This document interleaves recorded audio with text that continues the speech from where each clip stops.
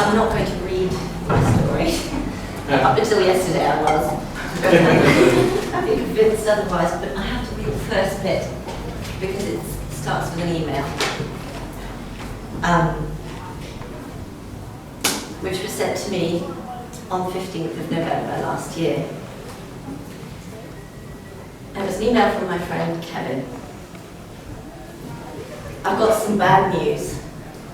Yesterday I was diagnosed with late-stage pancreatic cancer, which has metastasized into my liver. There's no intervention. It should be pretty quick, at least that's what I'm hoping. It's quite a shock, as I'm way too handsome to have this happen. There were no warning signs other than a cramp in my stomach that lasted a month.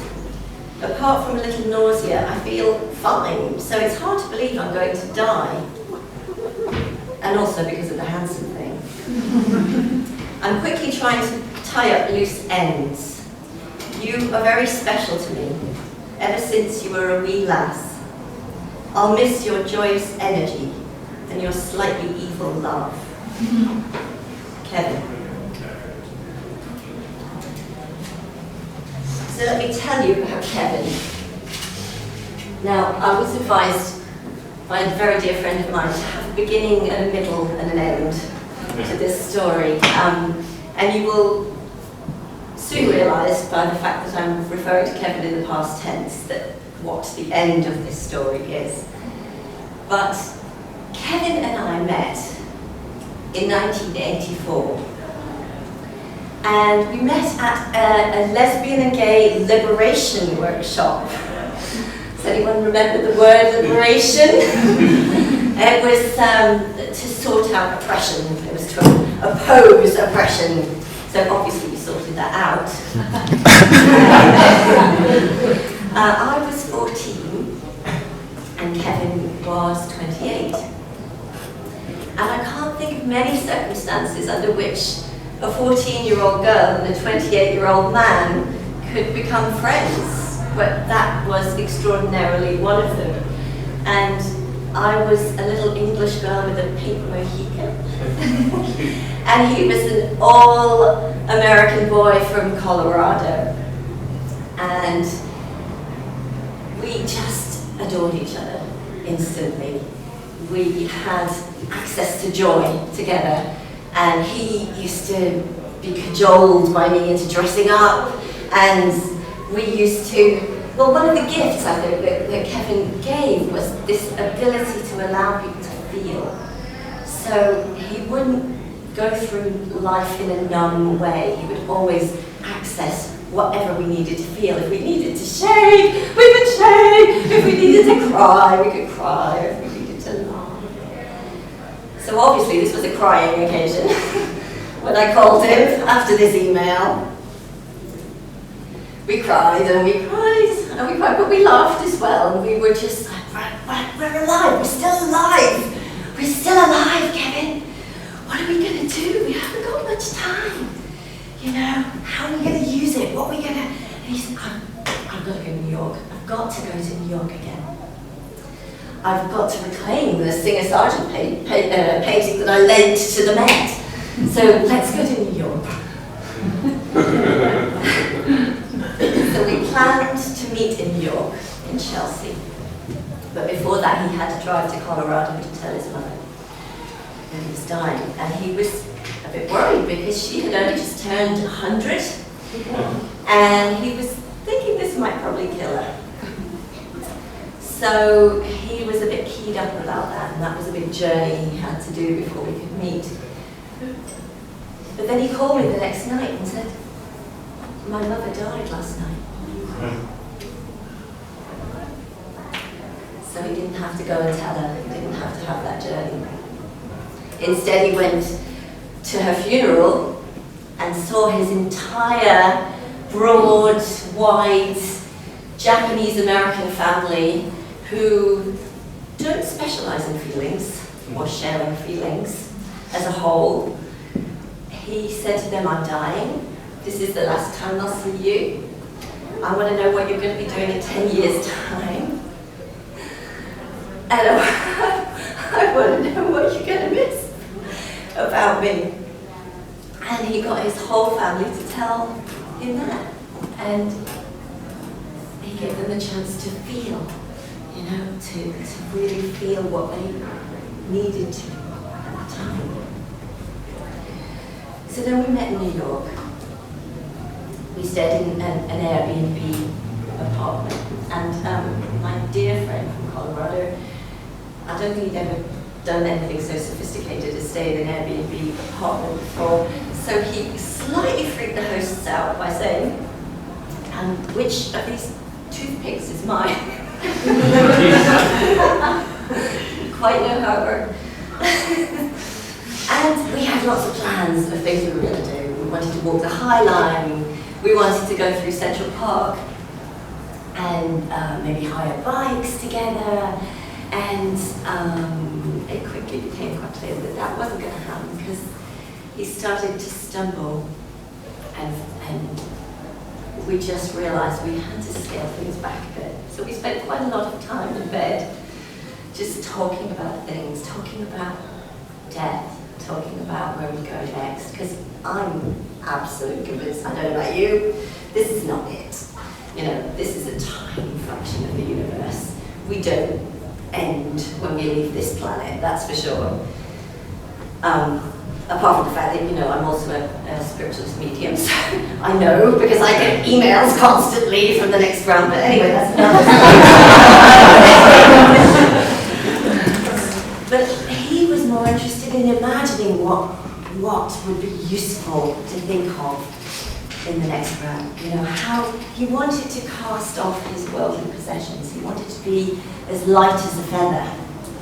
He was really enjoying giving his things away and making other people happy with them. He said, I want to be as light as a feather. And he said he would like to come back as a rainbow trout, which I thought was just bizarre, but also beautiful, because he had a very light hold on the earth. He didn't really take up much space. He was always making other people feel better, making sure they were okay, which was partly his, his culture, but also he genuinely loved to make other people feel good. And so rainbow trout's kind of perfect because they don't stay long. They're around and they're beautiful and then they go.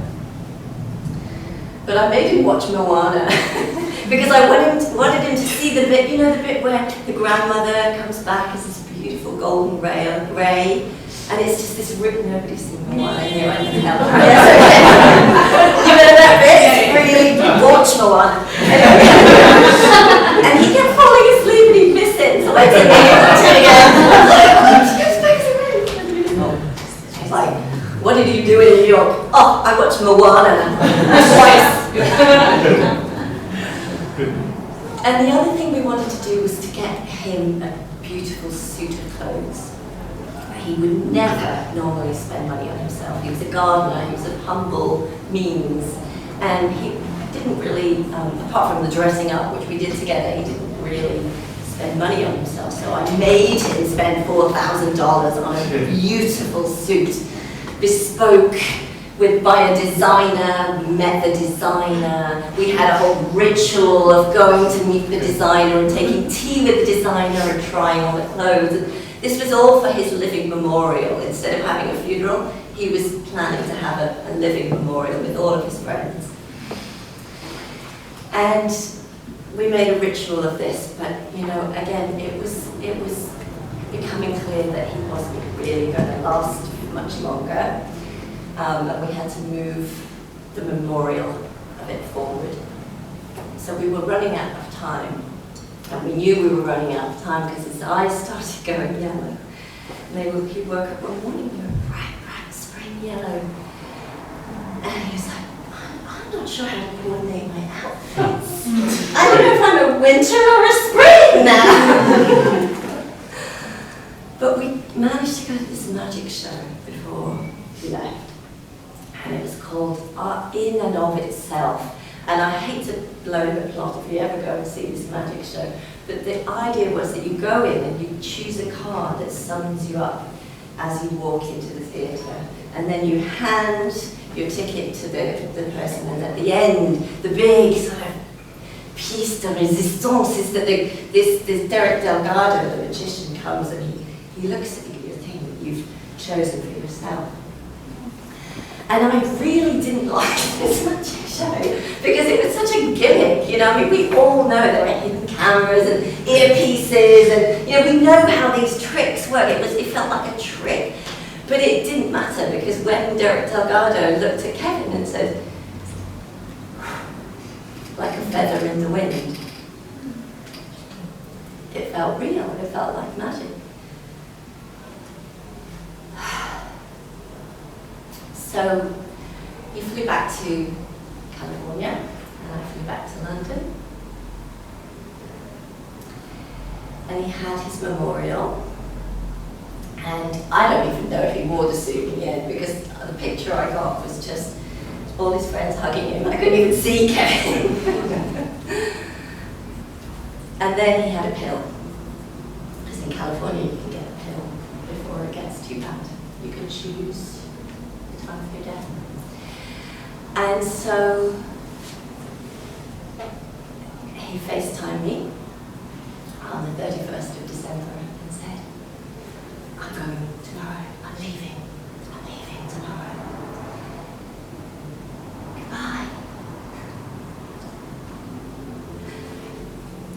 Goodbye.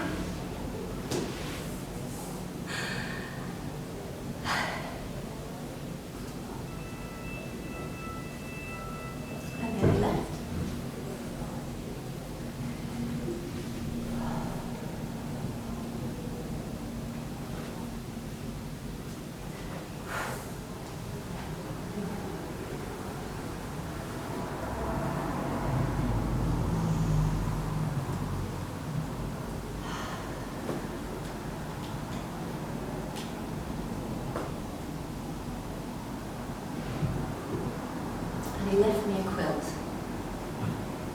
I'm going to show you Kevin's quilt. And he did every piece of this quilt himself.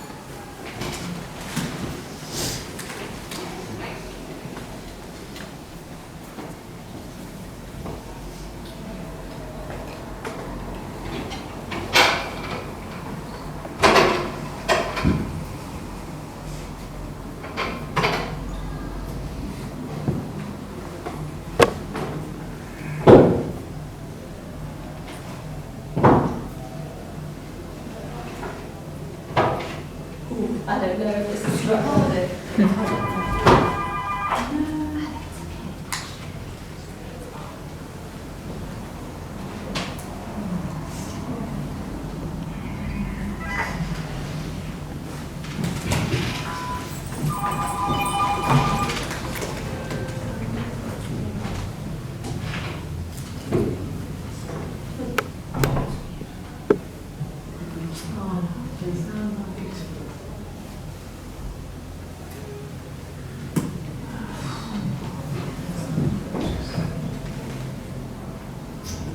You know, we need a big whoop for that.